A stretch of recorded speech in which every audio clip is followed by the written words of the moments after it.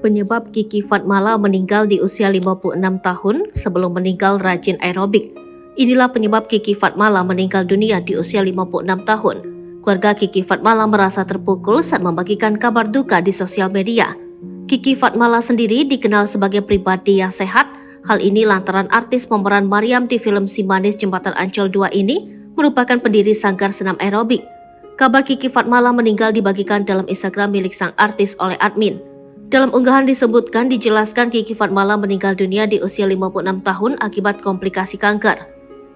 Dengan kesedihan mendalam dan hati yang berat, kami ingin mengumumkan berpulangnya yang tercinta Kiki Fatmala, yang bukan hanya anggota terkasih keluarga kami, tetapi juga seorang sahabat yang dikenal oleh banyak orang.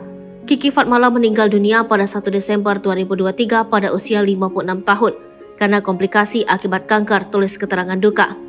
Kemudian keluarga saat ini merasa terpukul dan berusaha untuk melepas kepergian dari Kiki Fatmala.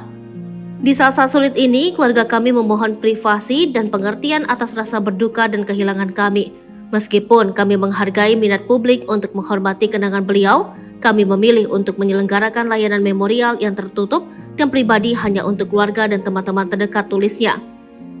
Kami meminta penghormatan dan pengertian Anda untuk memberi kami ruang untuk berduka dan mengenang Kiki Fatmala dalam suasana yang tenang dan intim, lanjutnya. Selain itu, lewat pengumuman ini diharapkan bisa menjadi bentuk privasi tersendiri untuk tidak diganggu selama menghadapi masa berkabung. Kami dengan tulus meminta agar media dan publik menghormati keinginan privasi keluarga kami selama masa sulit ini. Pernyataan ini adalah satu-satunya komunikasi resmi dari keluarga, dan kami tidak akan memberikan wawancara atau pernyataan tambahan selain itu, tandasnya. Kiki Fatmala lahir 26 Oktober 1969 adalah aktris dan model berkebangsaan Indonesia. Ia mengawali karir beraktingnya dalam film permainan di balik tirai pada tahun 1988.